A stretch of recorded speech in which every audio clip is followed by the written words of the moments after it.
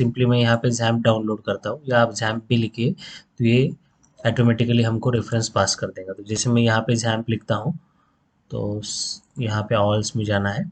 Okay, तो Google में मैंने जैम्प लिखा और जैम्प पे जाने के बाद आपको ये पर्टिकुलरली रिजल्ट्स मिलेंगे। ये रिजल्ट्स मिलने के बाद मैंने सिंपली यहाँ पे डाउनलोड पे क्लिक किया तो ये पर्टिकुलरली पेज मिलेगा मुझे। ठीक है, ये पेज मिलने के बाद ये मैं ये जैम्प सर्वर है और ये सर्वर का ये वर्जन है। जैसे पीएचपी का वर्जन है एक्चुअली 7.4.29, ये स्टेबल वर्जन है तो ये मैं डाउनलोड करता हूँ। देखिए अभी मैंने ये फाइल यहाँ पे डाउनलोड कर चुका हूँ। ठीक है, अगर मैं मेरे इसमें डाउनलोड सेक्शन में जाता हूँ तो ये फाइल मुझे दिख रही है। ठीक है, अभी मुझे इंस्टॉल किस तरीके से करना है वो देखना है। जस्ट मैं यहाँ पे डबल क्लिक करूँगा। डबल क्लिक करने के बाद डबल क्लिक करने के बाद ये मुझे ऑथेंटिकेशन पूछेगा, तो मैं यहाँ पे इंस्टॉल एनीवे कर देता हूँ और यहाँ पे यस कर देता हूँ। तो ये इंस्टॉलेशन प्रोसीजर स्टार्टअप हो जाएगी। ठीक है, तो इसमें कंटिन्यू इंस्टॉलेशन तो मैं यस करता हूँ।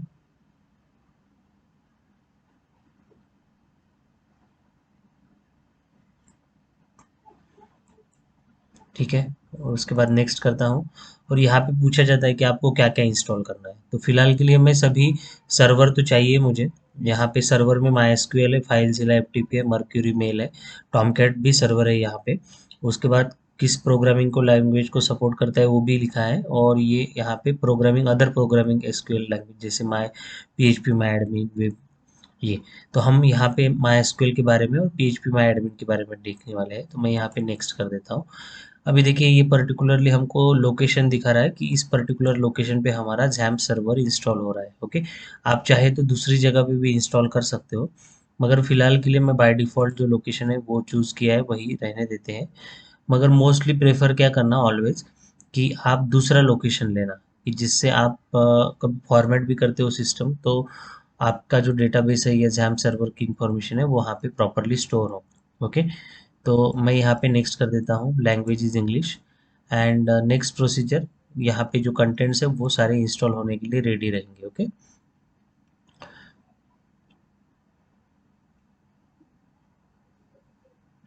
ठीक है, तो यहाँ पे next, now it's ready for the installation. So अभी ये कुछ समय लेगा इंस्टॉलेशन प्रोसीजर के लिए।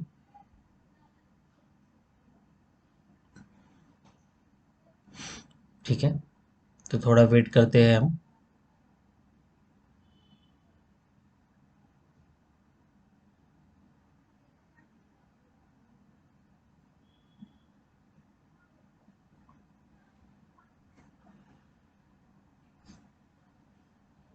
तब तक हम हमारे सिस्टम में जावा इंस्टॉल है क्या वो चेक कर लेते हैं। जब तक इंस्टॉल होता है तब तक मैं यहाँ पे सीएमडी पे जाता हूँ और जावा इंस्टॉल है या चेक करने के लिए हमको यहाँ पे जावा लिखना है और सिंपली यहाँ पे वर्जन लिखना है। ओके, तो मैं यहाँ पे जावा वर्जन अगर चेक करता हूँ तो मुझे यहाँ पे दिख रहा है जावा का 11.0.14 ये वर्जन मेरे सिस्टम में अवेलेबल है और रन टाइम इन्वायरमेंट भी 18.9 है और यहाँ पे हॉटस्पॉट भी अवेलेबल है जिसका वर्जन है 18.19। ठीक है, तो अभी फ़िलहाल तो मेरे सिस्टम में जावा अवेलेबल है। तो अभी मेरा जो टारगेट रहेगा वो ये रहेगा कि मैं मेरे सिस्टम यानी जो जावा है, जावा के थ्रू मैं एक प्रोग्राम लिखूँ, जावा के थ्रू एक प्रोग्राम लिखो जो कि हमारे MySQL के डेटाबेस के साथ कनेक्ट हो और जो भी इंफॉर्मेशन मैं मेरे प्रोग्राम के थ्रू पास करूँगा या मैं इंफॉर्मेशन डेटाबेस से फेच करना चाहता हूँ तो वो सारी फंक्शनलिटी हो।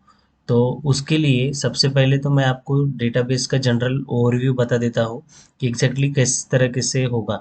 तो हमको सबसे पहले क्या करना है, देखो अगर मैं यहाँ पे एक सिंपल सा एग्जांपल लेता हूँ डेटाबेस के लिए तो मैं यहाँ पे एक एग्जांपल लेता हूँ, पेंट ब्रश के थ्रू मैं बताता हूँ आपको। कंसिडर कीजिए कि आपको डेटाबेस बनाना है। सपोज ये मेरा एक टेबल है। ठीक है, database is nothing but a table. ठीक है, टेबल में क्या रहती है, हमारी इंफॉर्मेशन रहती है। जैसे कि मैं अगर इस टेबल को, टेबल में सबसे पहले क्या रहता है, रोज एंड कॉलम के फॉर्म में आपका डेटा स्टोर रहता है। अभी रोज एंड कॉलम में है क्या ये पहले एग्जैक्टली समझ लीजिए। तो सपोज ये आपका फर्स्ट टेबल है और यहाँ पे फर्स्ट लाइन जो है, ये जो फर्स्ट लाइन होगी ये आपकी फील्ड्स रहेंगी, ये आपकी फील्ड्स रहेंगी। ये क्या है, आपकी फील्ड्स है। ये पर्टिकुलरली यहाँ पे जो रो में दिख रहा है ये पर्टिकुलरली आपकी फील्ड्स है। ठीक है, ये पर्टिकुलरली फील्ड्स रहेंगी। जैसे कि अगर मैं यहाँ पे रोल नंबर लिखता हूँ तो roll number is my one field, ठीक है। यहाँ पे अगर मैं नेम लिखता हूँ तो name is one of the field, okay. अगर सपोज कंसिडर कीजिए कि ये जो टेबल बनने वाला है, ये जो टेबल सपोज बनने वाला है, ये टेबल सपोज मैं स्टूडेंट का कंसिडरेशन करूँ कि मैं ये स्टूडेंट का टेबल अगर बना रहा हूँ, तो इस टेबल में नंबर ऑफ स्टूडेंट की इंफॉर्मेशन स्टोर रहेंगी। यानी हमारा ये क्या रहेगा, हम क्या बोल रहे, देखो एक इंफॉर्मेशन जब हम कर रहे हैं स्टोर, तो वो क्या रहेगा, डेटा। मगर हम यहाँ पे मल्टीपल स्टूडेंट की इंफॉर्मेशन स्टोर कर रहे हैं, यहाँ पे मल्टीपल स्टूडेंट की इंफॉर्मेशन कर रहे हैं। यानी हम यहाँ पे बोल सकते हैं collection of data, collection of data is nothing but a database, collection of data is nothing but a database. Now यहाँ पे देखने वाली क्या बात है, यहाँ पे रोल नंबर है हमारे पास, ये फील्ड्स है, द फील्ड्स, ओके। और सपोज ये स्टूडेंट का टेबल है, मैं ये इसे मानता हूँ कि भाई ये स्टूडेंट का टेबल है, तो student is the name of that table, student is the name of that table. what is that, student is the name of that table, and this table is having, this table is having some attributes, this table is having some attribute, that is roll number, name, phone number, address, a date of birth, okay. All these are the attributes, semester, fees, whatever you want to take that attribute, that all are the attributes of respective of that table। अगर suppose consider कीजिए कि यहाँ पे मैं serial number 1 दे देता हूँ, और उसका नाम सपोज मैंने यहाँ पे अगर नेम है सेकंड पैरामीटर, तो मैं नाम देता हूँ कि श्याम, ओके। श्याम अगर नाम देता हूँ, उसके बाद अगर मैं यहाँ पे एड्रेस देता हूँ, सपोज एड्रेस एट्रीब्यूट है, सपोज मैं यहाँ पे लिखता हूँ नागपुर, ओके। ये पर्टिकुलरली एड्रेस एट्रीब्यूट मैं असाइन करता हूँ। उसके बाद यहाँ पे सेमिस्टर अगर होगा एट्रीब्यूट, तो सेमिस्टर, थर्ड सेमिस्टर। उसके बाद अगर मैं यहाँ पे बोलता हूँ कि फीस का कलेक्शन है, सपोज यहाँ पे उसकी जो फीस होंगी वो फीस उसने पेड की है, ठीक है। तो यहाँ पे नंबर ऑफ एट्रीब्यूट्स हो सकते हैं। यहाँ पे मैंने स्पेसिफिकली जो एट्रीब्यूट अभी बताया, जैसे कि ये रोल नंबर है, नाम है, एड्रेस है, ईयर है, और उसके बाद यहाँ पे फीस है। तो ये एक पर्सन की इंफॉर्मेशन हो गई। ऐसे ही हम यहाँ पे नंबर ऑफ इंफॉर्मेशन स्टोर कर सकते हैं। तो हमको ये समझ में आ रहा है यहाँ पे कि हम नंबर ऑफ इंफॉर्मेशन यहाँ पे स्टोर कर सकते हैं। अभी देखो, हर कोई जो अकाउंट, यानी जैसे कि हर स्टूडेंट रहेगा, हर स्टूडेंट में एक ऐसी चीज रहेंगी जो कि यूनिक रहेंगी, ठीक है। अभी यहाँ पे कंसेप्ट आता है यूनिक का, तो that unique concept is nothing but, suppose consider कीजिए कि ये रोल नंबर है, तो रोल नंबर ये 1 है, 2 है, 3 है, 4 है। तो ये पर्टिकुलरली क्या है, रोल नंबर सबका क्या हो सकता है, यूनिक ही हो सकता है। हो सकता है कि श्याम दूसरे पर्सन का नाम हो, ठीक है ना। हो सकता है कि एक क्लास में श्याम ऐसे 4 हो सकते हैं, that is not issue, okay. Shyam नाम के अगर 4 बंदे हैं, सपोज सरनेम भी उनके सेम भी होंगे, सरनेम भी सेम होंगे, मगर हम यहाँ पे एक यूनिक ऐसी की असाइन करेंगे कि जिसके थ्रू ये रिकॉर्ड मुझे, यानी ये जो रो है, मुझे ये पर्टिकुलरली रो जो है, यानी ये पर्टिकुलरली रो मुझे आइडेंटिफाई हो सके। तो अभी इस पर्टिकुलर में हमको देख रहे हैं हम यहाँ पे 1 जो दिख रहा है, तो that is the identification, unique identification of that student, unique identification of the student. तो यहाँ पे हमको पता है कि रोल नंबर शाम का ही है, सेकंड रोल नंबर सपोज दूसरे शाम का होगा, उसका सरनेम कुछ अलग होगा, वो कहीं तो भी दूसरी जगह पे रहता होगा। थर्ड नेम राम का है, फोर्थ नेम सपोज राधा का है, ठीक है। तो इस तरीके से हम नंबर ऑफ फील्ड्स लेते हैं और नंबर ऑफ एट्रीब्यूट डिस्टिंग्विश कर सकते हैं, ठीक है। तो सपोज कंसिडर कीजिए कि अभी और मैं कंस्ट्रेंट की बात कर देता हूँ। यहाँ पे एक कंस्ट्रेंट करके एक पॉइंट है, देखो डेटाबेस में कंस्ट्रेंट यानी क्या, कि कुछ रूल्स होते हैं। जैसे कि मैं स्टूडेंट अगर बोल रहा हूँ, जैसे कि थर्ड ईयर का स्टूडेंट है, थर्ड ईयर का अगर स्टूडेंट होगा, तो अगर सपोज मैं बोल रहा हूँ कि जैसे ही उसका थर्ड ईयर का अगर मैं डेट डाल रहा हूँ, यहाँ पे थर्ड ईयर अगर डाल रहा हूँ, तो उसकी डेट ऑफ बर्थ क्या होनी चाहिए, date of birth, date of birth उसका पर्टिकुलरली एज जो होना चाहिए वो अबो द 80 और minimum 80। This is my particular constraint for this database, ठीक है। यहाँ पे अगर फीस ये कॉलम है, ये फीस कॉलम है, तो ये फी कॉलम में उसका रजिस्ट्रेशन अगर हुआ है, तो उसकी फीस की वैल्यू होनी ही चाहिए। Fees is not null, fees is not null, यानी वो वैल्यू नॉट नल होनी चाहिए, होनी ही नहीं चाहिए, मीन्स ये वैल्यू में कुछ ना कुछ वैल्यू रहेगी ही। तो हम यहाँ पे जो भी हमारी फील्ड्स है, जो भी मैं क्या बोल रहा हूँ यहाँ पे जो फील्ड्स है, ये क्या बोल रहा हूँ मैं, फील्ड्स है या ये मेरे एट्रीब्यूट्स है, इस एट्रीब्यूट पे आप क्या कर सकते हो, कंस्ट्रेंट लगा सकते हो। Constraint means rule, constraint means क्या है, रूल्स लगाने हैं कि भाई रोल, जैसे कि मैं बोलता हूँ कि जो फीस है, फीस नॉट नल होनी चाहिए। जैसे आप रोल यहाँ पे अगर ईयर नहीं डालोगे तो उसने डेटा ही नहीं लेना चाहिए, ठीक है ना, डेटा एरर मैसेज देना चाहिए कि that it must be required. Okay, तो हमको कंस्ट्रेंट अप्लाई करने हैं कि वैल्यू इज रिक्वायर्ड। तो इस तरीके का कंस्ट्रेंट भी हम अप्लाई कर सकते हैं बाय यूजिंग द डेटाबेस। तो ये मैंने बेसिक जो फॉर्मेशन होता है वो किस तरीके से होता है बताया। देखो हमारे यहाँ पे नंबर ऑफ रिकॉर्ड्स रहेंगे, ये नंबर ऑफ रिकॉर्ड्स हम किस फॉर्म में स्टोर कर रहे हैं, रोज के फॉर्म में स्टोर करें, नंबर ऑफ रिकॉर्ड्स है। ओके, ध्यान में रखना। टेबल, टेबल कौन सा है हमारा, स्टूडेंट नाम का टेबल है। एट्रीब्यूट्स क्या हो सकते हैं, roll number, name, address, year और फीस, ये डिटेल्स है, ये डिटेल्स ऑफ दैट स्टूडेंट। तो all these are the attributes. Student is the database, student is the table. Now student is the data, so student is a table. अभी हो सकता है कि सपोज कंसिडर कीजिए कि स्टूडेंट एक नाम का टेबल है, इसमें हो सकता है कि भाई दूसरा भी एक टेबल हो कि स्टूडेंट, जैसे स्टूडेंट का रजिस्ट्रेशन अगर हो गया तो उसने पासवर्ड और लॉगिन आईडी उसके पास होना चाहिए। तो मैं ये यहाँ पे एक स्टूडेंट लॉगिन इन्फॉर्मेशन करके भी टेबल बना सकता हूँ। तो यहाँ पे क्या कर रहे हैं हम, यानी ये लॉगिन इन्फॉर्मेशन, तो ये स्टूडेंट का आईडी रहेगा, स्टूडेंट का रोल नंबर रहेगा, यहाँ पे भी कुछ एट्रीब्यूट्स रहेंगे और यहाँ पे भी कुछ नंबर ऑफ रिकॉर्ड्स यहाँ पे भी स्टोर करके रहेंगे।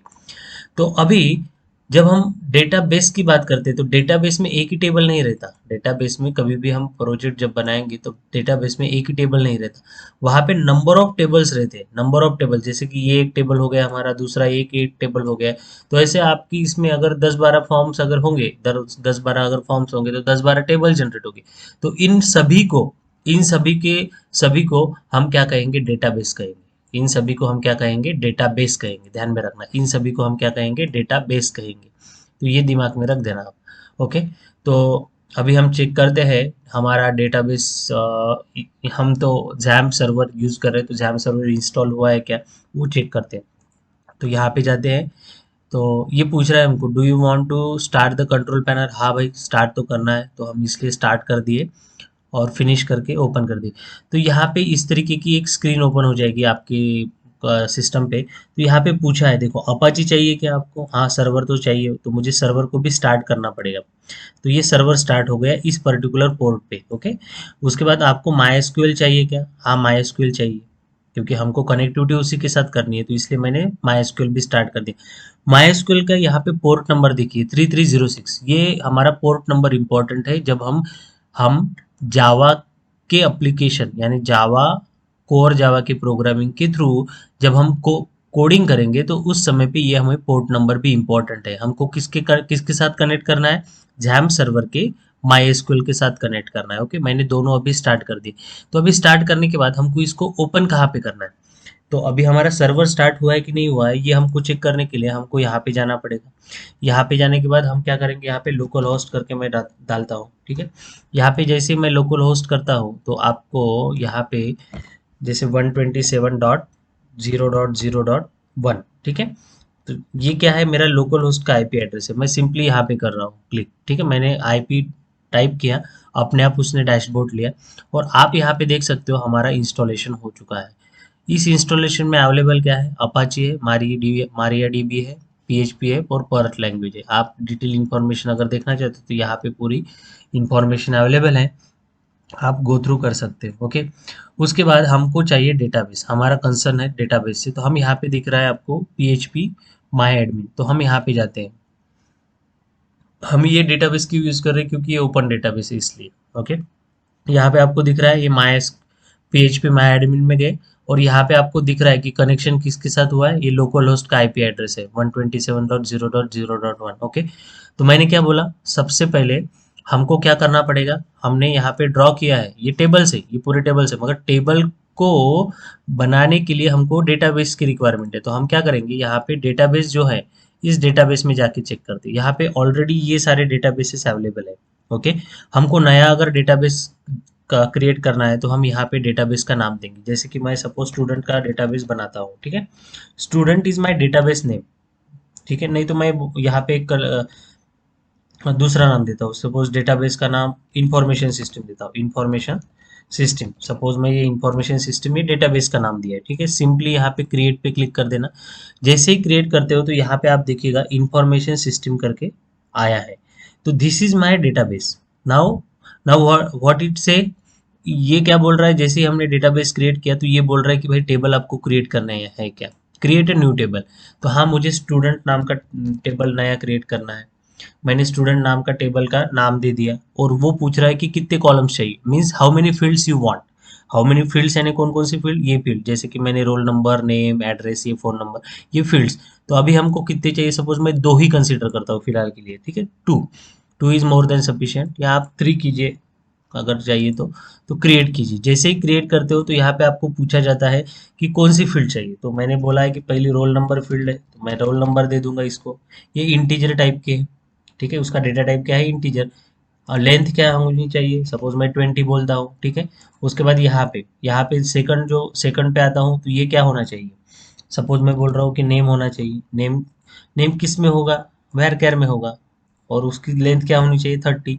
सपोज मैं यहाँ पे एड्रेस बोलता हूँ, ठीक है, ये तो मैंने वेर कैर, ये भी वेर कैर होना चाहिए।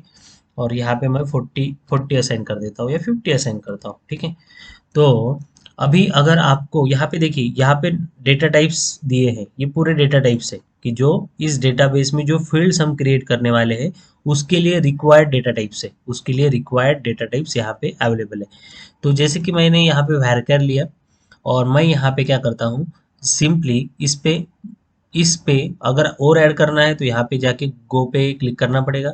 अगर मुझे ऐड नहीं करना है तो सिंपली मैं यहाँ पे सेव कर दूंगा, ठीक है। तो ये ऑटोमेटिकली उसने क्या कर दिया, हमारे लिए एक डेटाबेस का टेबल बना दी। यहाँ पे आप देख सकते हो, यहाँ पे टेबल एक क्रिएट हो चुका है, ठीक है। अभी आपको सही में देखना है तो यहाँ पे देखो, select star from student where is equal to 1, okay. ये पर्टिकुलरली किस तरीके से डेटाबेस फॉर्म हुआ है वो हमको इन्फॉर्मेशन दे रहा है। यानी ये पर्टिकुलरली अभी तो हमारे डेटाबेस में कुछ डेटा है ही नहीं, तो डेटा आएगा कहाँ से, ठीक है ना। अगर मैं इंसर्ट करना चाहता हूँ तो देखो यहाँ पे बोला गया है कि इस तरीके से इंसर्ट कीजिए।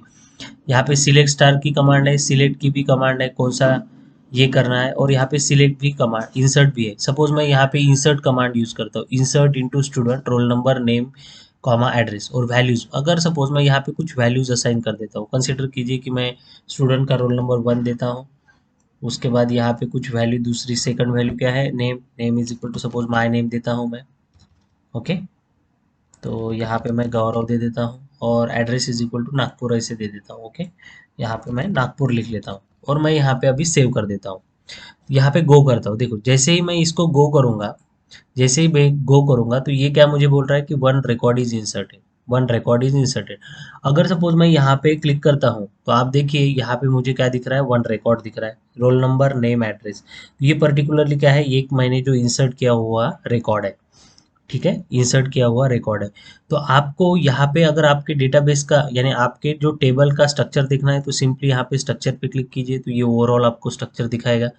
आपको कुछ क्वेरी लिखना है आपके मन से तो आप यहाँ पे लिख सकते हो, मन से भी लिख सकते हो। अगर आपको यहाँ पे ऑटोमेटिक दिया है select, select star, insert, update, delete, तो यहाँ से भी कर सकते हो, ओके।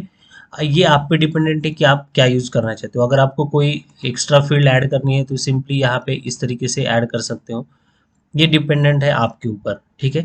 तो this is my first part of a lecture and इसमें हमने क्या देखा कि इंस्टॉलेशन किस तरीके से करना और कॉन्फ़िगरेशन किस तरीके से करना और एग्जीक्यूशन किस तरीके से करना।